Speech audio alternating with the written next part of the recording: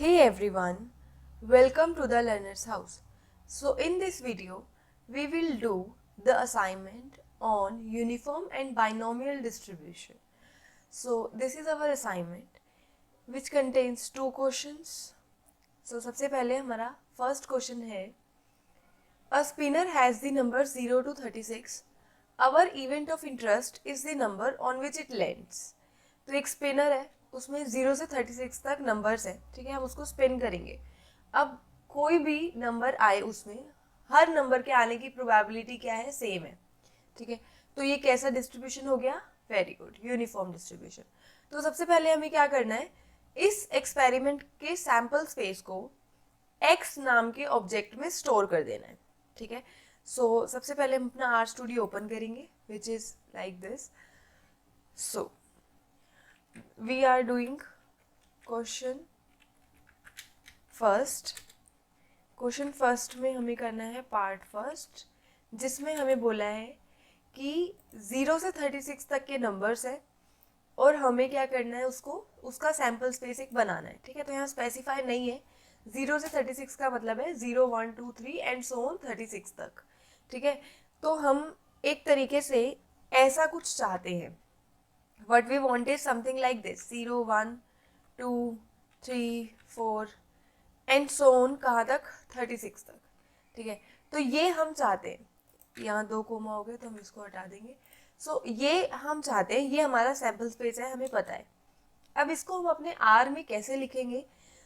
आप इसको अगर ध्यान से देखो तो ये एक सीक्वेंस है जो 0 से शुरू हो रही है, 36 पे ख़त्म हो रही है, और जो गैप है हर नंबर के बीच में वो है 1 1 का. तो सीक्वेंस ब्रैकेट में आता है फ्रॉम मतलब सीक्वेंस कहाँ से शुरू हुई, तो हम लिखेंगे फ्रॉम इक्वल्स टू 0. फिर आता है 2, सीक्वेंस कहाँ तक गई, सीक्वेंस गई 36 तक. फिर आता है बाय का मतलब है कि हर नंबर के बीच में कितना कितना गैप है, तो वो है 1 1 का, ठीक है. तो ये हमारा एक सीक्वेंस जनरेट हो जाएगा. अगर हम इसको रन करें तो हम देखेंगे 0 1 2 3 एंड सो ऑन 36 तक सारे नंबर्स आ गए. हमें पता है कि यही हमारा सैम्पल स्पेस है और हमें यही चाहिए था, तो ये हमें मिल गया. अब हम इसको x नाम के ऑब्जेक्ट में सेव कर देंगे, ठीक है. सो अब हम इसको रन कर देंगे. इसके अलावा अगर आप यहाँ पे फ्रॉम इक्वल्स टू नहीं लिखते, सिर्फ 0 लिखते, कॉमा ओनली 36 लिखते, कॉमा ओनली 1 लिखते, तो आर को पता है कि जो पहला आउटकम है, जो पहली चीज़ आपने लिखी है, ये हमेशा फ्रॉम होगी. आर नोज कि दूसरी चीज़ हमेशा क्या होगी, 2 होगी, और ये तीसरी चीज़ हमेशा क्या होगी, बाय होगी, ठीक है. सो अब हम इसको रन कर देते हैं. तो x नाम के ऑब्जेक्ट में, x नाम के वेक्टर में हमारा ये सब कुछ क्या हो गया, सेव हो गया. सो यही हमें करना था. Calculate probability s less than 14. इसको आप s की जगह x कर लेना, क्योंकि हमने ऑब्जेक्ट x में सेव करा है, तो ऑब्वियसली हमें प्रोबेबिलिटी भी x के अकॉर्डिंग ही निकालनी है, ठीक है. सो दिस इज x, ठीक है, मैं लिख देती हूँ, this is x. Similarly this is also x, ठीक है. सो हमें प्रोबेबिलिटी चाहिए कि x जो है वो 14 से क्या हो, छोटा हो, ठीक है. तो यूनिफॉर्म डिस्ट्रीब्यूशन में हमने देखा था कि हम कैसे प्रोबेबिलिटीज निकालते हैं. सबसे पहले दिस इज अवर पार्ट 2, तो हम इसको यहाँ पर लिख लेंगे पार्ट 2. मेक श्योर कि आप भी ऐसे ही कर रहे हो, क्योंकि अदरवाइज जब आप सेव कर दोगे आउटपुट और इनपुट दोनों कंसोल से, तो फिर पता नहीं चलेगा कि कौन सा पार्ट है, ठीक है. तो वो थोड़ी कन्फ्यूजन हो जाती है, इसलिए ऐसे सेव कर लेंगे. सो सेकेंड पार्ट में हमें बोला है, हमें प्रोबेबिलिटी निकालनी है x इज लेस देन 14, ठीक है. तो कैसे निकालेंगे, हमें वो वैल्यूज चाहिए, x की वो वैल्यूज चाहिए जो 14 से क्या है, छोटी है, ठीक है. सो हम लेंथ कमांड यूज करेंगे यहाँ पे. सो अगर हम अभी ऐसा लिखें कि x is less than 14, only इतना लिखें, और अगर इसको रन करें तो कुछ ऐसा आउटपुट हमें दिख रहा है, ट्रू ट्रू फॉल्स फॉल्स. सो ये क्या है, इसको समझते हैं. अगर आपने इस तरीके से लिखा तो आर को लग रहा है कि ये कोई लॉजिकल स्टेटमेंट है, ठीक है. सो वो क्या कर रहा है कि आपको सिर्फ ट्रू और फॉल्स में आंसर देगा कि x 14 से छोटा है या नहीं है, ठीक है. अगर आप वैल्यूज देखोगे तो शुरू में कुछ वैल्यूज हैं जिसमें जो भी x की वैल्यू है वो 14 से छोटी है, इसीलिए यहाँ पे ट्रू आ रहा है, और बाद में फॉल्स आ रहा है, तो इसका मतलब कि उसके बाद जो वैल्यूज आई 13 के बाद जो वैल्यूज आई वो तो 14 से छोटी नहीं है, तो उस पे ये फॉल्स आंसर दे रहे हैं। ठीक है, तो ये लॉजिकल स्टेटमेंट है, तो हम ऐसे तो ऑब्वियसली नहीं लिख सकते। हम चाहते हैं प्रोबेबिलिटी, प्रोबेबिलिटी होती है फेवरेबल आउटकम्स अपॉन में टोटल आउटकम्स। तो अगर हम इसको ऐसे लिखें, लेंथ ब्रैकेट्स एंड देन आपको लिखना है जो भी वेक्टर आपने, या फिर हाँ जो भी वेक्टर आपने लिया है, तो x लिया है तो यहाँ लिख दिया, फिर स्क्वायर ब्रैकेट्स। अब वो x जो किससे छोटे हैं, 14 से छोटे हैं। अब आप देख रहे हो कि ज़्यादातर हम ये वाले ब्रैकेट्स r में यूज़ करते हैं, बट यहाँ पर हम स्क्वायर ब्रैकेट ले रहे हैं। क्यों ले रहे हैं? क्योंकि ये स्टेटमेंट कैसी है, लॉजिकल स्टेटमेंट है। ठीक है, तो इसीलिए मैंने ये लॉजिकल स्टेटमेंट वाली चीज़ करवाई थी। ठीक है, सो अब अगर हम इसको रन करें तो अब ये हमें उन सारे x की लेंथ दे रहा है जो 14 से क्या है, छोटे हैं। यानी कि हमें नंबर ऑफ फेवरेबल आउटकम्स तो पता चल गए। अब हमें प्रोबेबिलिटी चाहिए, तो हम इसको डिवाइड कर देंगे किससे, लेंथ ऑफ x से। ठीक है, तो अगर हम इसको रन करेंगे तो ये हमारा आंसर आ रहा है 0.3783784। ठीक है, सो आई होप ये क्लियर होगा। अब नेक्स्ट पार्ट पे आने से पहले I am clearing my console part, ताकि आपको मैं अपना आउटपुट ईजिली दिखा पाऊँ।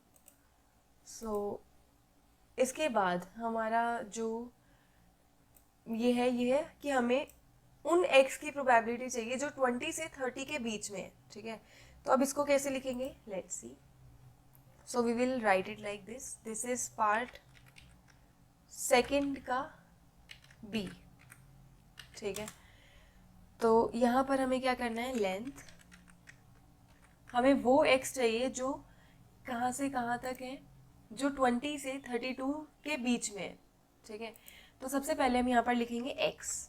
ठीक है, उसके बाद वो x चाहिए जो 20 से 30 के बीच में है, तो यहाँ लिखेंगे 20। इसको हम ऐसे लिख सकते हैं कि x 20 से बड़ा हो एंड जो x है वो क्या हो, 32 से छोटा हो। ठीक है, तो इसको we can write it like this. अब ये क्या बता रहे हैं कि x वो x देगा जो 20 से बड़े हैं और 32 से छोटे हैं। ठीक है, तो ये एंड साइन लगाएंगे तो वो दोनों कंडीशंस को सेटिस्फाई करेगा। ठीक है, सो अगर हम इसको ही रन कर दें तो ये हमें काउंट बता देगा कि कितनी वैल्यूज 20 से 32 के बीच में है, 11 values. But we want probability, तो हम इसको डायरेक्ट डिवाइड कर देंगे लेंथ ऑफ x से।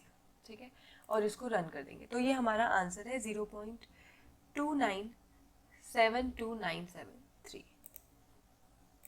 सो moving on to our next part, जिसमें हमें बोला है set the seed as 100, seed set करो 100 और सैम्पल फंक्शन का यूज करो और क्या करो, to generate an outcome if Jack plays spinner 700 times.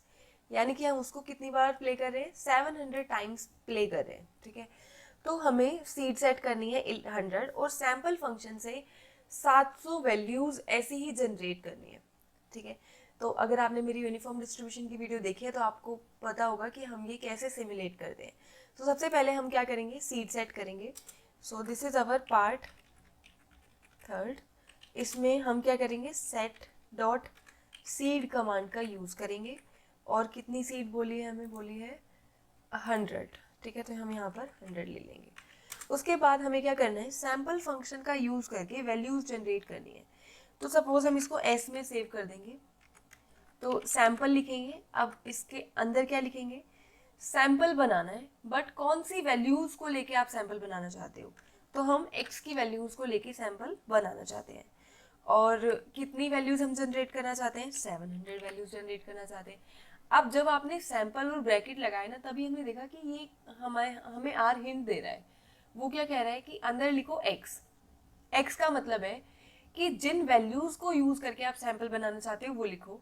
Size, कितनी वैल्यूज जनरेट करके सैंपल बनाना चाहते हो वो लिखो साइज, और रिप्लेस लिखो। बाय डिफॉल्ट रिप्लेस फॉल्स होता है, यानी कि बाय डिफॉल्ट x जो r है वो आपकी वैल्यूज को रिपीट नहीं करेगा, लेकिन अगर आप उसको कह दोगे तो वो कर देगा। अब यहाँ पर वैल्यूज है 37 और हमें जनरेट करनी है 700, तो दैट्स ऑब्वियस कि हमें रिप्लेस तो करना ही पड़ेगा, यानी कि वैल्यूज को रिपीट करना पड़ेगा। तो यहाँ लिख देंगे ट्रू। ठीक है, मेक श्योर ट्रू फॉल्स ऐसी चीज़ें आप बिल्कुल कैपिटल में लिखते हो। ठीक है। सो अगर हम इसको यहाँ पे रन करेंगे तो S यहाँ पर देखो न्यूमेरिक 700 वैल्यूज जनरेट हो गई। अब आप ये सारी वैल्यूज देखोगे ना, ये सारी वैल्यूज 0 से 37 के बीच में ही होंगी। क्यों? क्योंकि हमने उसी सैंपल से ये पूरा सैंपल जो है अभी जनरेट किया है। ठीक है। सो इसके बाद पार्ट फोर्थ में क्या बोला है? Obtain a frequency table. So frequency table के लिए भी नो कि बहुत ही सिंपल सी कमांड है, विच इज टेबल ब्रैकेट में। अब हमने सेव क्या करा है? एक्स नहीं, एस सेव करा है अभी, तो हम एस का फ्रीक्वेंसी टेबल बनाना चाहते हैं, तो हम इसको ऐसे रन कर देंगे। तो ये क्या बता रहा है हमें कि जो वैल्यूज हैं वो किस तरीके से है? 0 है, 1 है, 2 है, 16 तक की वैल्यूज है।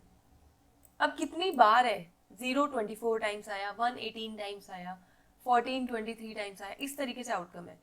फिर 17 से 33 तक की वैल्यूज है, फिर बता रहा है कितनी बार आई, 17 18 बार आया, 18 14 बार आया। ठीक है।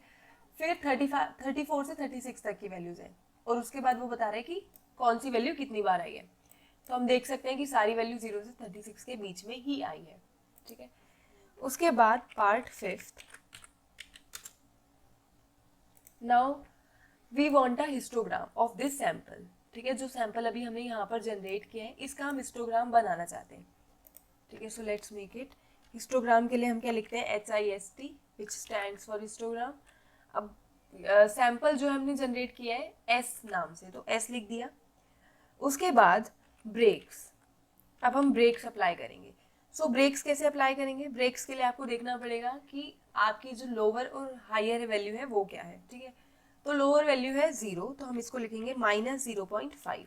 जो भी वैल्यू है उसमें 0.5 माइनस कर दो। यहाँ 36 है तो हम 36.5 भी लिख सकते हैं, या फिर थोड़ा और आगे भी जा सकते हैं, थोड़ा सा कन्वीनियंट बनाने के लिए, बट दोनों में कोई फर्क नहीं है। ठीक है। अब यहाँ कॉमा नहीं आएगा, यहाँ वी विल राइट कॉलम्स। ठीक है। सो अगर हम इस हिस्टोग्राम को रन कर देंगे तो हम देखेंगे कुछ इस टाइप का हमारा हिस्टोग्राम आ रहा है। अब अगर सपोज कि मैं इसको 40.5 ले लूँ, तो देखते हैं कि क्या फ़र्क होता है। अभी इस ग्राफ को एक बार अच्छे से देख लो कैसा है। अब अगर हम इसको देखें तो पहले जो था ये चीज़ 30 तक आ रही थी, 30 तक नहीं आ रही थी, वो 36.5 तक आ रही थी, हमें 30 तक दिख रही थी। अब हमें ये 40.5 तक दिख रहा है। ठीक है। तो थोड़ा सा आगे ले सकते हैं मार्जिन के लिए। ठीक है। बट कोई ऐसा फर्क नहीं है। इसके बाद बट ब्रेक्स लगाना मत भूलना बस। ठीक है। इसके बाद हम यहाँ पर कलर ले दे सकते हैं। सपोज एक कॉमा डाल के हमने लिख दिया कलर। कलर हमें दे दो रेड।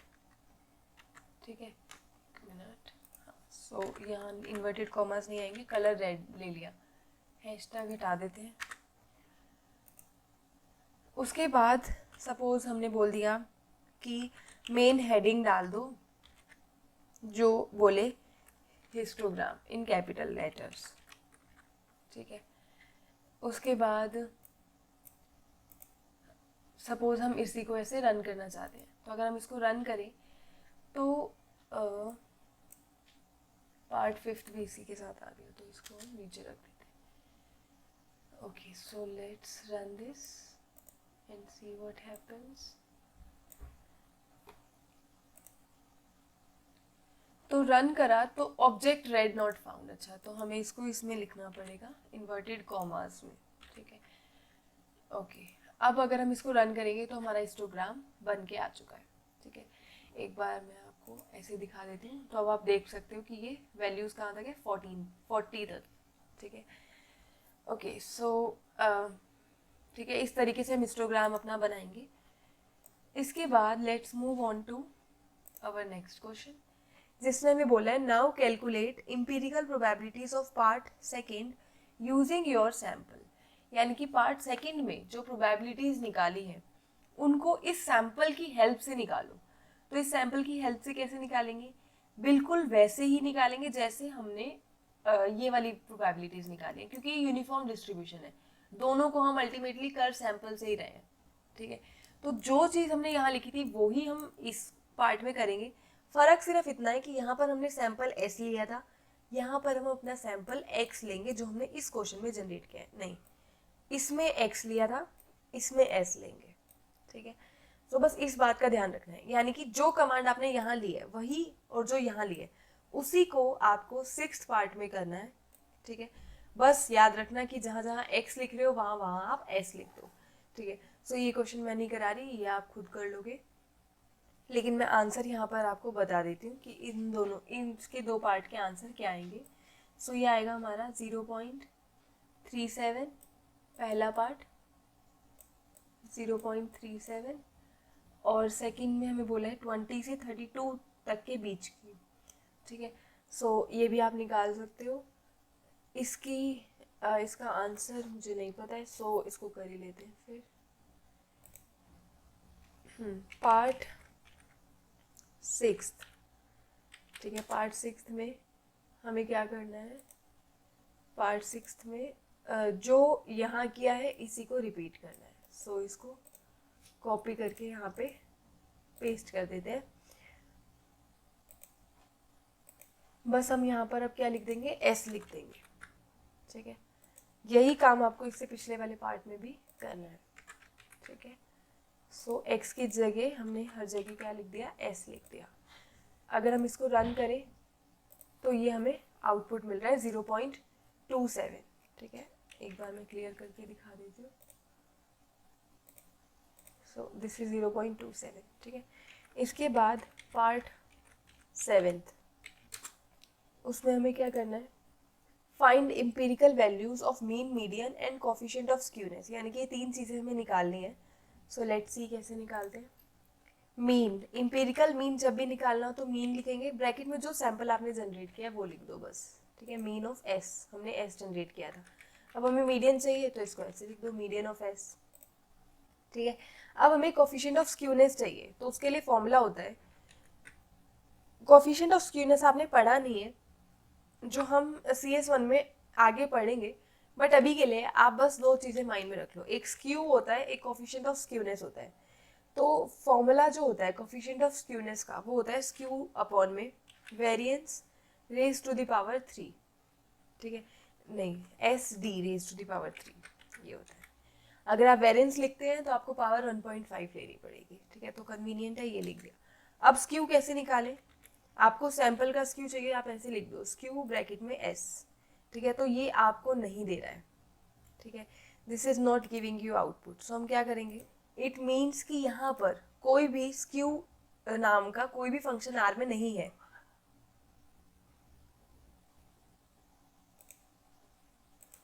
इट मीन्स कि स्क्यू नाम का कोई भी फंक्शन R में ऑलरेडी नहीं है, ठीक है। तो हम इसको ऐसे रन नहीं कर सकते। अब एक काम करते हैं, इसको we will try to code by scratch, यानी कि इसका जो मेन फॉर्मूला है उसी से हम इसको कोड करेंगे। तो जो स्क्यू होता है इसका फॉर्मूला क्या होता है, इसका फॉर्मूला कुछ इस टाइप से होता है। अगर हम इसको ऐसे लिखें कमेंट पार्ट में, तो it will be like this कि सपोज S आपका सैंपल है, ठीक है। तो आप S को माइनस करो उसके मीन से, ठीक है। उसके बाद what you have to do is कि इसका कर दो क्यूब, ठीक है। फिर उसके बाद अब आपको क्या करना है कि S में बहुत सारी वैल्यूज है, तो एक एक करके सारी वैल्यू मीन से माइनस होंगी, उन सब का सम होगा, ठीक है। एक एक करके ये सारी वैल्यूज जो हैं ये इससे माइनस होंगी, क्यूब होगा, फिर उसका सम होगा, ठीक है। और यहाँ पर हम सम भी लिख देते हैं, ठीक है। सो इस टाइप से ये उसका फंक्शन होता है, मतलब एक को माइनस करा, क्यूब करा, ठीक है, फिर सम करा, और साथ में एक चीज़ और करते हैं, हम डिवाइड भी करते हैं। इसको किससे डिवाइड करते हैं, लेंथ ऑफ S से, ठीक है। तो एक बार हम इसी फंक्शन को यहाँ से कॉपी करके इधर पेस्ट कर देते हैं। तो अगर हम इसको देखें तो लेट्स सी कि क्या आता है आंसर। सो अगर हमने इसको रन करा तो हमने देखा कि हमारा स्क्यू आ रहा है 61.4527, ठीक है। तो इसको इतना लिख सकते हैं। अब स्क्यू अगर आपको कंसोल पार्ट में देखना है तो आप यहाँ स्क्यू लिख के रन कर सकते हो। Now we want coefficient of skewness, ठीक है, which is coefficient of skewness which will be like this COS, ठीक है। इसमें हम इसको सेव कर देंगे। अब यहाँ हम चाहते हैं स्क्यू डिवाइडेड बाय वेरिएंस की पावर 3, ठीक है। और यहाँ पर वेरिएंस भी हमें नहीं पता, तो यहाँ VAR लिख के S लिख के हमने वेरिएंस को भी रन कर लिया, तो हमारा वेरिएंस आ जाएगा, यहाँ SD होता है, और या फिर इधर चलो इधर 1.5 लिख लो, कोई नहीं, ठीक है। SD लिखो या वेरिएंस लिखो एक ही बात है, बस पावर चेंज कर लेना अकॉर्डिंगली। अगर हम इसको रन करें तो ये जो है हमारा आंसर नहीं दे रहा है। क्यों नहीं दे रहा है? क्योंकि आपने VAR तो लिखा बट ये नहीं बताया कि वेरिएंस किसका है, और यहाँ हमने वेरिएंस को सेव भी नहीं करा, ठीक है। तो एक काम करते हैं, इसको VAR में सेव कर देते हैं। अब अगर हम इसको रन करें तो हमारा COS आ गया है 0.054556, जो कि इसमें मे बी जब आप मेरे साथ ये चीज़ कर रहे हो तो आई थिंक आपके आंसर मेरे से अलग आ रहे होंगे। सो इसका रीज़न ये है कि आपने अगर set.seed कमांड को इसके साथ रन नहीं किया तो ही वो चीज़ हो रही होगी। सो जो मैंने रन किया था वो ऐसे ही रन कर दिया था, मतलब इसको अलग और इसको भी अलग, ठीक है। सो जिस वजह से आंसर्स में डिफरेंस हो सकता है। सो एक बार हम इस पूरे को दोबारा रन करेंगे, ठीक है, इसलिए मैंने दोनों पार्ट क्लियर कर दिए। सो एक्स को रन कर दिया, ठीक है, उसके बाद एस रन कर दिया, बट एस को हमेशा सीड के साथ रन करना, ठीक है। सो ये अभी गलती हो गई थी कि हमने सीड के साथ रन नहीं किया, ठीक है। अब सीड के साथ रन कर दिया। अब जब हम टेबल और हिस्टोग्राम ये सारी चीज़ें करेंगे तो सब कुछ अलग आएगा। देखा होगा आपने, अभी हिस्टोग्राम चेंज हो गया क्योंकि एस ही हमने चेंज कर दिया। सो ये सब अकॉर्डिंगली चेंज कर देंगे, ठीक है। इसके बाद स्क्यू, एंड देन जब हम कोफिशिएंट ऑफ स्क्यूनेस देखेंगे तो वो हमारी आ रही है 0.021608। सो ये हमारा राइट आंसर है, ठीक है। सो ऑलवेज मेक श्योर कि आप सीड को सैम्पल जनरेट कर रहे हो जब तो साथ में ही रन कर रहे हो, ठीक है।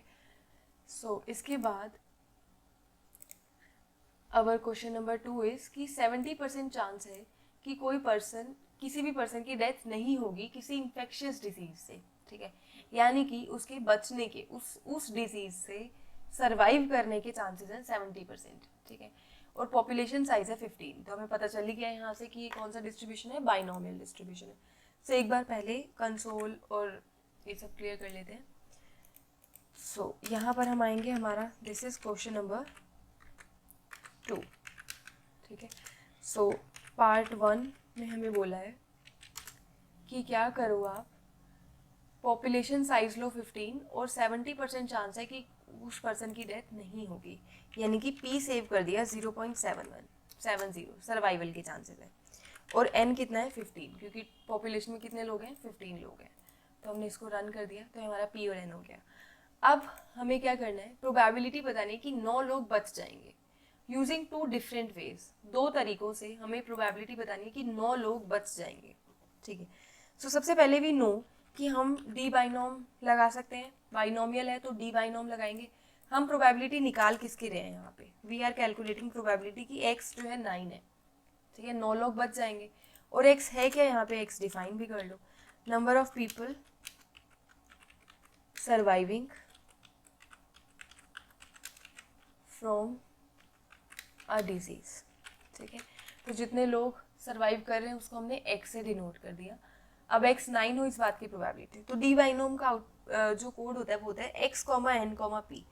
एक्स है हमारा 9, एन पी हम ऐसे ही लिख देते हैं, ठीक है। तो अगर हम इसको रन करेंगे तो हमने देखा ये हमारा आंसर आ रहा है 0.147236, ठीक है। So this is our answer. So इसके बाद हमें बोला है कि एक वे से तो हमने निकाल दी जो कि था डी बाइनोम। नेक्स्ट वे इज कि हम इसको स्क्रैच से कोड कर लें, ठीक है। तो स्क्रैच से भी नो दैट कि हमारा जो ये होता है वो होता है एन सी एक्स। तो उसके लिए हम लगाते हैं चूज फंक्शन, पहला हम लिखते हैं एन, दूसरा हम लिखते हैं एक्स, ठीक है, जो कि हमारा 9 है इस केस में, ठीक है। इनटू में p raise to the power x into 1 minus p raise to the power n minus x, जो कि है 9। x में वैल्यू सेव नहीं है तो इसलिए हम बेटर रहेगा कि हम बार बार 9 ही लिख दें, अदरवाइज आप सेव भी कर सकते हो x में और फिर x रन कर सकते हो। तो अगर हम अभी इसको रन करें तो हम देखेंगे दोनों आंसर हमारे क्या आ रहे हैं, सेम आ रहे हैं, क्योंकि ऑब्वियसली हमने प्रोबेबिलिटी सेम ही निकाली है, बस दो डिफरेंट तरीक़ों से निकालिए।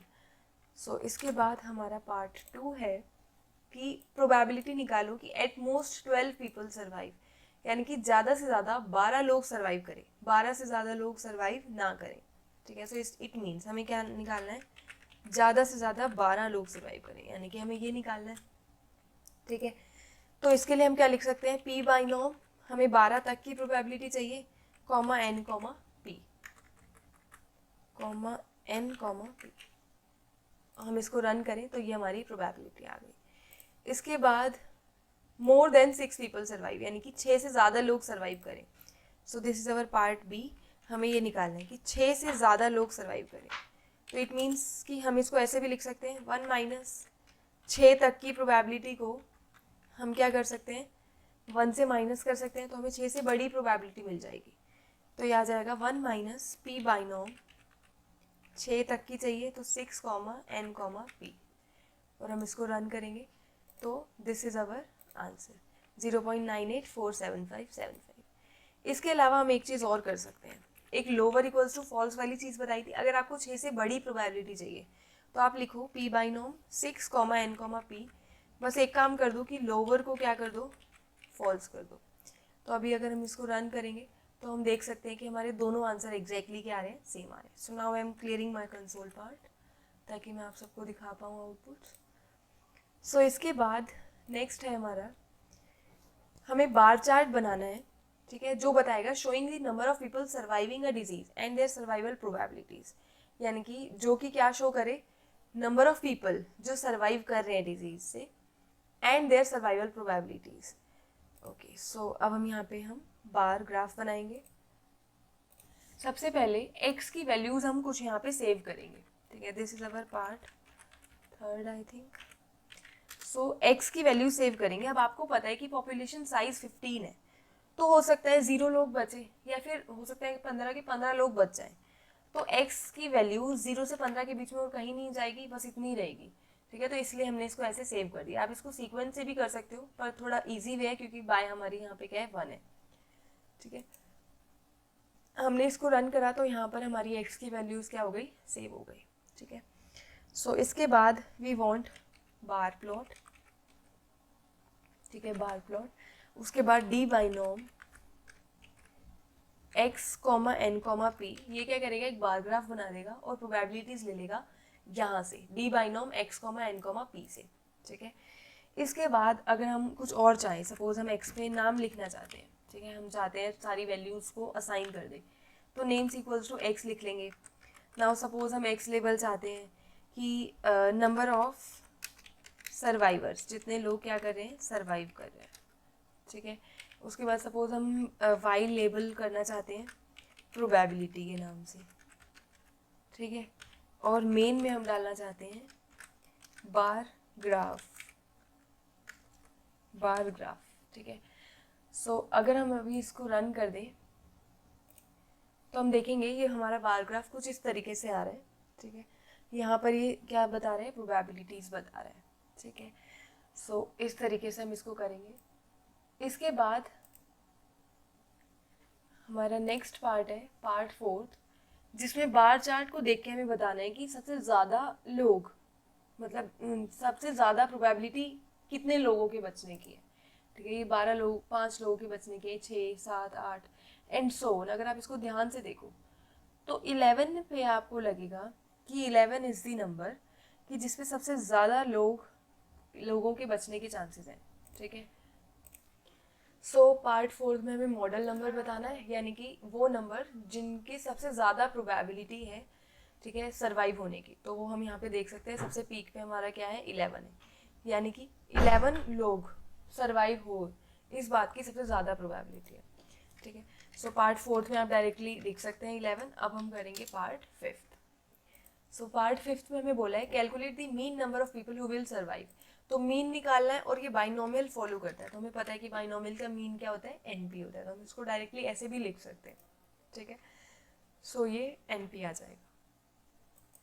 उसके बाद हमें निकालना है सीडीएफ का स्टेप ग्राफ। तो सीडीएफ का ग्राफ वैसे भी स्टेप ग्राफ ही होता है, नहीं भी लिखा तो उसका मतलब यही है कि स्टेप ग्राफ ही बनेगा। चलो अब इसको बनाते हैं. सो this is our part 6. Part 6 में हमें बोला है कि हमें ये जो है CDF यानी कि स्टेप ग्राफ जो है वो बनाना है. सो इसको हम कैसे लिखेंगे? सबसे पहले कुछ वैल्यूज सेव कर लेते हैं. सपोज x में हमने कुछ वैल्यूज सेव कर ली. ठीक है, x में हमारी वैल्यूज यहाँ 0 से 15 तक सेव ही है. ठीक है, स्मॉल x में, तो फिर नहीं करने की ज़रूरत. तो अब हम क्या लिखेंगे यहाँ पर? We will write plot x, फिर प्रोबेबिलिटी. CDF के लिए हम प्रोबेबिलिटी क्या लिखते हैं? p बाई नॉम. उसके बाद हम क्या लिखते हैं? x, n, p, यानी कि ये x की वैल्यूज देगा और ये x तक की प्रोबेबिलिटीज देगा. ठीक है, फिर हम टाइप चाहते हैं कि ये टाइप हमें स्टेप ग्राफ बना के दे, यानी कि टाइप हमें s दे दे. बाकी names, x label, y label, ये सब आप खुद करना. सो अगर हम इसको रन करेंगे तो हमें इस टाइप से ग्राफ जो है वो मिल रहा है. ठीक है, इसके बाद हमारा पार्ट आ जाएगा 7. पार्ट 7 में हमें बोला है कि आप क्या करो, मीडियन और IQR निकाल के दो. ठीक है, मीडियन और IQR निकाल के दो. तो सबसे पहले हमें मीडियन चाहिए. तो मीडियन का मतलब है कि आप क्या करो, हमें एक ऐसा पॉइंट चाहिए जहां तक की प्रोबेबिलिटी क्या हो, 50% हो. तो इसके लिए हम क्या लिखेंगे? Q बाइनोम. प्रोबेबिलिटी कितनी चाहिए? 50%. तो यानी कि 0.50 n p. अगर हम इसको रन करें तो ये हमें मीडियन वैल्यू देगा, यानी कि 11 है. मीडियन हमारा कितना है? 11 है. अब हमें IQR भी चाहिए. तो IQR का मतलब है कि पहले आप लोअर क्वार्टाइल निकालो, अपर क्वार्टाइल निकालो और दोनों को डिफरेंस निकाल दो. तो लोअर क्वार्टाइल निकालने का फॉर्मूला होता है कि हमें ऐसा पॉइंट चाहिए जहां तक की प्रोबेबिलिटी कितनी है? 25% है. ठीक है, तो ऐसे आ जाएगा. अगर इसमें डाउट है तो इसके लिए आप मेरी इससे पहले वाली वीडियो देख सकते हैं, जिसमें जो Q&A नहीं है, जिसमें मैंने यूनिफॉर्म और बाइनोमियल डिस्ट्रीब्यूशन को बहुत डिटेल में समझाया है. ठीक है, तो इसमें मैं इतना डिटेल में नहीं जाऊँगी, क्योंकि आई एम एक्सपेक्टिंग कि हाँ, अगर आप Q&A वीडियो देख रहे हो तो आपने मेरी जो मेन वीडियो है चैप्टर वाली वो देखी होगी. ठीक है, so this is upper quartile and this is lower quartile. ठीक है, अब हम इन दोनों का डिफरेंस जो होता है वही IQR होता है. रन करा तो हमारा IQR आ गया 3. पार्ट 7 हो गया. पार्ट 8 में p बाइनोम का यूज करके ये सारी प्रोबेबिलिटीज निकाले, विच आई एक्सपेक्ट कि इसमें कोई भी डाउट नहीं होना चाहिए. नेक्स्ट हमें Q बाइनोम का यूज करके ये प्रोबेबिलिटीज निकालनी है. तो यहाँ पर हमें एक ऐसा x चाहिए जहाँ तक का एरिया कितना है? 0.8 है. ठीक है, इसका मतलब यही है कि x तक का एरिया कितना है? 0.8 है. तो इसको हम कैसे लिखेंगे? इसको हम लिखेंगे Q बाइनोम एरिया का कितना है? 0.8 n, p. आप रन कर दो, ये आपको वो x दे देगा. तो वो x आ गया हमारा यहाँ पे 12. ठीक है, उसके बाद हमें अब यहाँ पर अगर आप देखो तो ये लेस देन इक्वल टू है और ये ग्रेटर देन है. तो इसको हम ऐसे लिख सकते हैं 1 minus probability x less than equal to x equals to 0.95. ठीक है, तो अब ये बिल्कुल इसकी फॉर्म के जैसा हो गया. ठीक है, तो अब ये किसके इक्वल हो जाएगा? 0.05 समथिंग आ जाएगा. ठीक है, फिर हम इसको सेम कमांड से यूज कर सकते हैं, बस जहाँ 0.8 लिखा था वहाँ वो आंसर लिख देंगे जो इधर आएगा. ठीक है, सो ये आप कर सकते हैं. उसके बाद हमें मीन नंबर ऑफ पीपल निकालना है, ये हमने ऑलरेडी ऊपर कर लिया. इन्होंने बोला है यूजिंग स्क्रैच. स्क्रैच से यूज करके निकालो. स्क्रैच से तो कैसे निकालेंगे? सपोज अब स्क्रैच से आपको पता है कि ये अगर डिस्क्रीट डिस्ट्रीब्यूशन है तो हम क्या करेंगे? सम करेंगे, समीशन लगाएंगे और x को मल्टीप्लाई करेंगे उसकी प्रोबेबिलिटी से. ठीक है, और उन सब का सम कर देंगे तो वो मीन में स्टोर होता है. ठीक है, तो इसके लिए एक काम करते हैं, प्रोबेबिलिटी को px में सेव कर देते हैं. ठीक है, अब प्रोबेबिलिटी क्या है? d बाइनोम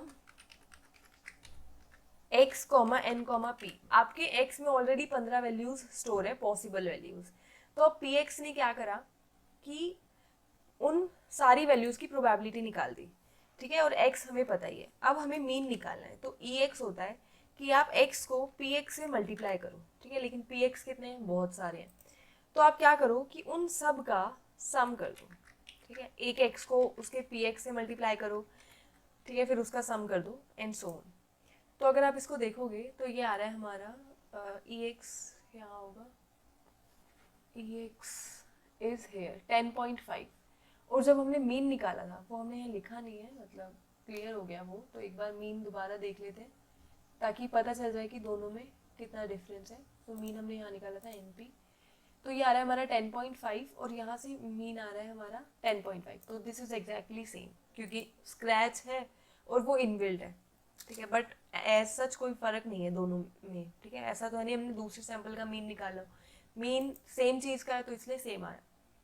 नेक्स्ट हमें सेट डॉट सीड लेना है 33 और 2000 वैल्यूज जनरेट करनी है और इसको ग्लोबल इन्वायरमेंट में सेव कर देना है।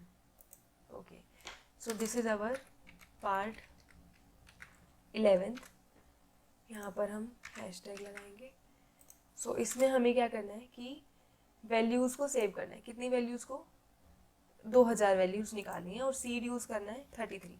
तो सेट डॉट सीड ब्रैकेट में 33, फिर उसके बाद क्या करना है हमें यहाँ पे we have to generate values. So binomial से जनरेट करने हैं तो क्या लिखेंगे? R binom. कितनी वैल्यूज़ चाहिए आपको? 2000 वैल्यूज़ चाहिए, ठीक है। एन आपने सेव करा हुआ है, पी भी सेव करा हुआ है। अब इन दोनों को एक साथ रन कर दो और इसको हम सेव भी कर देते हैं। चलो ए में सेव कर दिया हमने, ठीक है। तो अगर हम इसको दोनों को एक साथ रन करेंगे तो ही हमारा आंसर सही आएगा, ठीक है। सो दोनों को एक साथ रन कर देंगे तो ए में हमारी वैल्यू सेव हो गई। यहाँ से हम देख सकते हैं 2000 वैल्यूज ए में क्या हो गई? सेव हो गई। इसके बाद हम आएंगे पार्ट 12 पे। तो 12th पार्ट में हमें क्या करना है? फ्रीक्वेंसी टेबल बनानी है सर्वाइवर्स की। तो इसको क्या कैसे करेंगे? टेबल और ए, जिसकी भी फ्रीक्वेंसी टेबल आप बनाना चाहते हो, ठीक है। तो ये हमारी फ्रीक्वेंसी टेबल आ गई यहाँ पे, ठीक है। इसको मैं दिखा देती हूँ एक बारी। टेबल देखो 4 वैल्यू 4 आया कितनी बार? 1 बारी।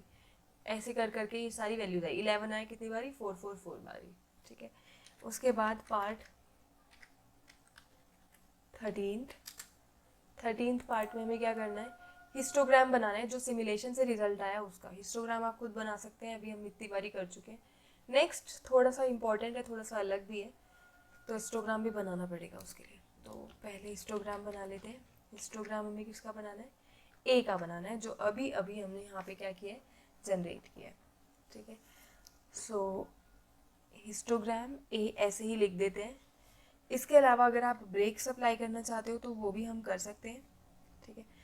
सो अगर हम इसको ऐसे ही रन करें तो ये हिस्टोग्राम कुछ इस टाइप से आ रहा है और रेंज हमें पता है एक्स की ऑलरेडी। तो एक काम करते हैं, ब्रेक्स अप्लाई कर देते हैं, ठीक है। तो ये आ जाएगा -0.5 से कहाँ तक जा रही है? वैल्यू 15 तक जा रही है, तो इसको 17.5 तक ले लेते हैं, ठीक है। तो हाँ, ये कॉमा मैं हमेशा लगा देती हूँ, कॉलन आएगा यहाँ पर, कॉमा नहीं आएगा। सो ये हिस्टोग्राम हो गया, ठीक है। अब हमें इस हिस्टोग्राम पे कुछ सुपर इम्पोज करना है। सुपर इम्पोज करने का क्या मतलब है कि आप देखना चाहते हो कि ये जो हिस्टोग्राम है ये सैंपल का है। अभी जो आप बनाओगे वो लाइन ग्राफ एक आप बनाओगे इस हिस्टोग्राम के ऊपर, किसका? एक्सपेक्टेड फ्रीक्वेंसीज का बाइनोमियल डिस्ट्रीब्यूशन से, देखने के लिए कि ये जो सैंपल वैल्यूज आई हैं ये बाइनोमियल डिस्ट्रीब्यूशन को किस तरीके से फिट कर रही है, ठीक है। तो जब हमने हिस्टोग्राम बनाया तो यहाँ पर हमारी क्या आई? फ्रीक्वेंसी आई, और यहाँ पर भी उसने एक्सपेक्टेड फ्रीक्वेंसी ही बोला है, ठीक है, कोई दिक्कत नहीं है। तो अब हम क्या करेंगे? लाइंस कमांड यूज़ करेंगे। तो लाइंस कमांड कैसे यूज़ करते हैं? लाइंस लिखेंगे पहले, फिर क्या लिखेंगे? एक्स। अब आप प्रोबेबिलिटीज़ चाहते हो, क्या प्रोबेबिलिटीज़ चाहते हो? बाइनोमियल डिस्ट्रीब्यूशन की चाहते हो, x, n, p से। लेकिन यहाँ पर फ्रीक्वेंसी है, यहाँ x है और यहाँ फ्रीक्वेंसी है, तो यहाँ हमारा भी x आएगा लाइंस कमांड से, लेकिन यहाँ पर हमारी फ्रीक्वेंसी नहीं आएगी, इस चीज़ से प्रोबेबिलिटी आएगी। तो प्रोबेबिलिटी हो और फ्रीक्वेंसी निकालनी हो तो इसको हम मल्टीप्लाई कर देंगे, कितनी वैल्यू से? 2000। तो 2000 को इसकी जो प्रोबेबिलिटी है उससे मल्टीप्लाई कर दिया तो यहाँ पर जो फ्रीक्वेंसी है वो आ जाएगी। उसके बाद हम इसको कलर दे सकते हैं। सपोज हमने कलर दे दिया रेड, ठीक है। और अगर हम इसको रन करें तो इस टाइप से ये कुछ आ रहा है, यानी कि ये बता रहा है कि जो हिस्टोग्राम है वो किस तरीके से यहाँ पे फिट हो रहा है। अगर हम इसको जूम करके देखें तो ये कुछ इस तरीके से बन रहा है, यानी कि ऑलमोस्ट हर जगह ये जो ग्राफ है ये इस बार ग्राफ के जैसा ही जा रहा है। जैसे यहाँ पर बार जो बाइनोमियल डिस्ट्रीब्यूशन के अकॉर्डिंग फ्रीक्वेंसी आनी चाहिए थी वो ये आनी चाहिए थी, ये जो मैंने यहाँ पे कर्सर है जहाँ पे यहाँ पर आनी चाहिए, बट सैम्पल के अकॉर्डिंग यहाँ आ रही है, तो ये थोड़ा सा डिफरेंस है। अब यहाँ बाइनोमियल के अकॉर्डिंग यहाँ आनी थी, अब यहाँ आ रही है, लेकिन ठीक है। यानी कि ऑलमोस्ट ये जो है सही आ रहा है, बिल्कुल सेंटर पे अगर आप देखोगे ऑलमोस्ट सही है, बस बीच में थोड़ा सा जो सैंपल है वो क्या कर रहा है, ओवर एस्टिमेट कर रहा है, यानी कि ज़्यादा फ्रीक्वेंसी निकाल रहा है, तो क्या कर रहा है, ओवर एस्टिमेट कर रहा है। तो यही चीज़ आप कमेंट में लिख सकते हो। सो कमेंट में हम क्या लिखेंगे,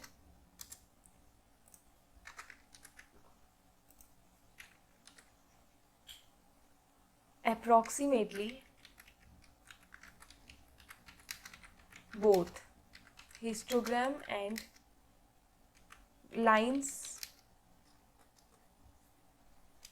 histogram and curve लिख दो, histogram and curve are same but simulated values are overestimated in middle, या फिर आप एग्जैक्टली भी लिख सकते हो कि जहाँ पर भी ओवर एस्टिमेट हो रहा है। सो ये हमारा असाइनमेंट था, ठीक है। इसमें अगर कोई भी डाउट हो तो आप कमेंट सेक्शन में पूछ सकते हैं, बाकी ऑलमोस्ट सारे सॉल्यूशंस मैंने करवा दिए, ठीक है। सो वीडियो पसंद आई हो तो like comment share and subscribe to the learners house. Thank you very much.